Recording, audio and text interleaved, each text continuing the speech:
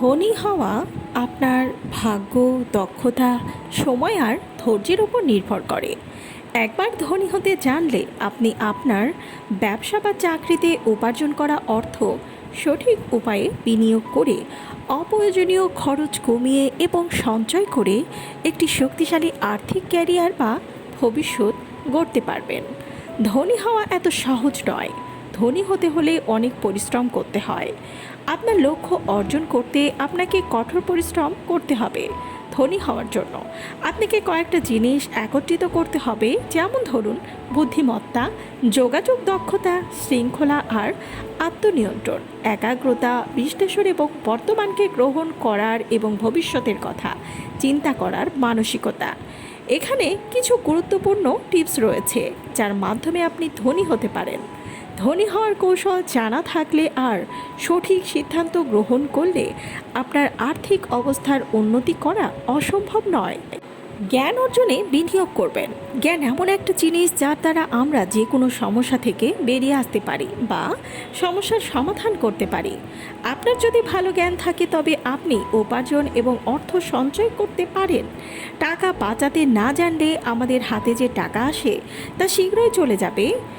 আর আমাদের স্কুল এবং কলেজগুলি আমাদের শেখায় কিভাবে একটি সিভি লিখতে হয়, কিভাবে চাকরি পেতে হয়, কিভাবে অন্যদের জন্য কাজ করতে হয়, কিন্তু সেখানে শেখানো হয় না কিভাবে ব্যবসা শুরু করতে হয় বা কিভাবে ব্যবসায় সফল হওয়া যায় বা কিভাবে ধনী হওয়া যায়। এর মানে হলো আপনি হয়তো আপনার চাহিদার বিষয়গুলোই শিখছেন না, যা আপনার জীবনে খুবই গুরুত্বপূর্ণ। আপনাকে শিখতে হবে কিভাবে ধনী হওয়া যায়, কিভাবে কোটিপতি হওয়া যায় আর ধনী হওয়ার উপায় কি কি। আপনার যদি আর্থিক জ্ঞান না থাকে তাহলে আপনি আপনার টাকা রাখতে পারবেন না। তাই আপনার জন্য আর্থিক জ্ঞান থাকাটা খুবই জরুরি। আর ধনী হওয়ার জন্য দ্বিতীয় সবথেকে গুরুত্বপূর্ণ বিষয় হলো লক্ষ্য নির্ধারণ করা। আপনি নিজের জন্য কোন পথ বেছে নেবেন তা আপনাকে সিদ্ধান্ত নিতে হবে। সাফল্যের চাবিকাঠি হলো লক্ষ্য নির্ধারণ করা। যদি আপনার লক্ষ্য আপনার কাছে অস্পষ্ট হয় তবে এটা স্পর্শ করা কখনোই সম্ভব নয়। লক্ষ্য ছাড়া সাফল্যের শিখরে পৌঁছানো যায় না। লক্ষ্য হলো সাফল্যের ভিত্তি। তাই আপনি যদি নিজেকে সফলতার স্বর্ণ শিখরে পাঠাতে চান তবে আপনাকে আপনার লক্ষ্য সম্পর্কে পরিষ্কার হতে হবে। আপনি যদি তরুণ হন তবে ব্যবসাটি বা যে কোনো বিষয় ভালোভাবে বুঝবেন। আর আপনি যদি ঝুঁকি নিতে ভয় পান তবে চাকরি করুন এবং আর্থিক জ্ঞান ব্যবহার করে অর্থ সঞ্চয় করতে থাকুন। আপনার চারপাশে সব সময় বিভিন্ন ধরনের মানুষ থাকে। তাদের মধ্যে অনেকেই আছেন যারা তাদের লক্ষ্য সম্পর্কে সচেতন নন। তাদের জীবন কোনো প্রকার গতিতেই চলে না। এই ধরনের লোক এড়িয়ে চলবেন। যারা লক্ষ্য স্থির করেছেন, যারা সাফল্যে পৌঁছাতে আত্মবিশ্বাসী, তাদের সাথে দেখা করবেন আর যোগাযোগ রাখবেন। আপনিও সাফল্যে পৌঁছানোর জন্য দৃঢ় সংকল্পবদ্ধ হবেন। ধনী হতে হলে সবার আগে গরিবের মানসিকতা দূর করতে হবে এবং ধনীদের মানসিকতা তৈরি করতে হবে। ধনীরা কিভাবে চিন্তা করে, কিভাবে সিদ্ধান্ত নেয় তা জানতে হবে। আপনি যদি এমন লোকদের মধ্যে থাকেন যারা কখনো নিজের থেকে কিছু করতে পারেননি তবে আপনি তাদের মতোই ভাববেন। ভালো মানসিকতার কারোর উপদেশ শুনলে আপনিও তাদের মতোই হবেন। স্ববিনিয়োগ মানে আপনি যে কাজটি করছেন তাতে আপনার মন দেয়া। আমরা যখন আমাদের হৃদয়কে কাজে লাগাই তখন আমাদের আত্মবিশ্বাস বেড়ে যায়। আর কোনো কাজ যদি আত্মবিশ্বাসের সাথে করেন, মন দিয়ে করেন, তাহলে সেই কাজটি ভালোভাবে হয় এবং সেই কাজে সফলতাও পাওয়া যায়। সহজ কথায় ফলাফলের আশা করবেন না, কাজ চালিয়ে যাবেন। আপনাকে আপনার কাজের সাথে এক প্রকার ভালোবাসা উপভোগ করতে হবে। আপনি যাই করুন না কেন, আপনি যদি কঠোর পরিশ্রম করেন তবে আপনি আজ বা কাল সফল হবেন। ধনী আর দরিদ্রের মধ্যে পার্থক্য হলো ধনীরা বিনিয়োগের বিভিন্ন ক্ষেত্রে বিনিয়োগ করে আর গরিবেরা খরচ করে। এজন্য আপনাকে ধনী হওয়ার ব্যবসায় মনোযোগ দিতে হবে এবং আপনাকে কোথায় বিনিয়োগ করতে হবে তা খুঁজে বের করতে হবে। প্রত্যেকেরই টাকা হারানোর ভয় থাকে, এমনকি বড়লোকদেরও। তবে এই ভয়টি কোনো সমস্যা নয়। আপনি কিভাবে এই ভয়কে মোকাবেলা করেন সেটাই বড় বিষয়। না ভেবে বোকার মতো ভুল জায়গায় ইনভেস্ট করলে আপনার টাকা নষ্ট হতে পারে। এছাড়াও মনে রাখবেন, আপনি যদি বিনিয়োগ করেন তবে আপনি বিনিময়ে কিছু লভ্যাংশ পাচ্ছেন কিনা আপনার বুদ্ধি আর জ্ঞান ব্যবহার করে বিনিয়োগ করার চেষ্টা করুন। আপনি রিয়েল এস্টেটেও বিনিয়োগ করতে পারেন এবং এমন কিছুতে বিনিয়োগ করা উচিত না যা প্রায় নিশ্চিত লোকসানের জন্য।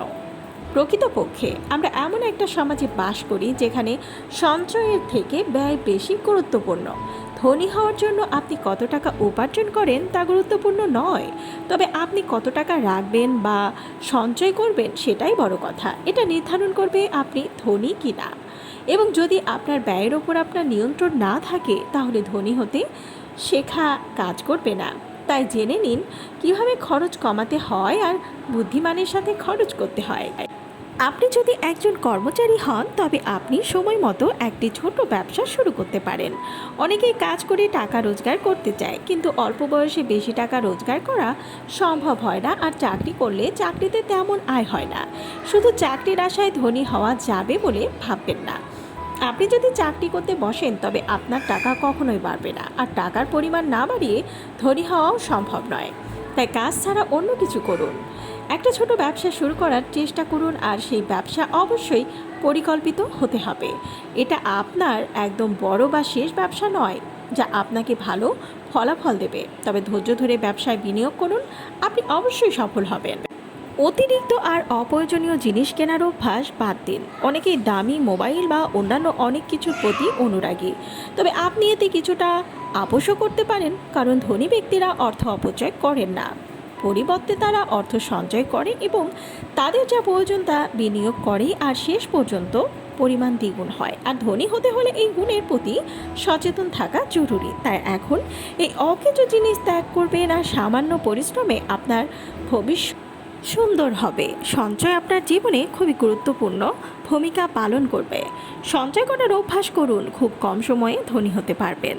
আপনি যদি অর্থ উপার্জন করেন তবে আপনার জানা উচিত আপনি সেই অর্থ দিয়ে কি করছেন, কোথায়, কখন এবং কী কারণে টাকা খরচ করছেন সেদিকেও নজর রাখবেন। অযথা অর্থ ব্যয় করে ধনী হওয়া কখনোই যাবে না। হয়তো লোকে আপনাকে কৃপণ বলবে, কিন্তু তবুও আপনার ভবিষ্যৎ নিশ্চিত করতে একটু কৌতুক সহ্যই করবেন না হয়। আপনি যদি কারো কাছ থেকে ঋণ নেন তাহলে হতে পারে আপনি তা পরিশোধে বেশি সময় ব্যয় করেন। প্রতি মাসে ঋণ পরিশোধ করতে যদি মাসের পর মাস ব্যয় করতে হয় তবে আপনি যা উপার্জন করেন তা আপনি কখনোই অর্জন করতে পারবেন না, যার ফলে আপনার খরচ বাড়বে। ফলে আপনি পিছিয়ে পড়বেন। ঋণ গ্রহণ এড়িয়ে চলতে হবে। মাসের শেষে সমস্যা থাকলেও বিপদে না পড়লে ঋণ নেওয়ার অভ্যাস তৈরি করবেন না।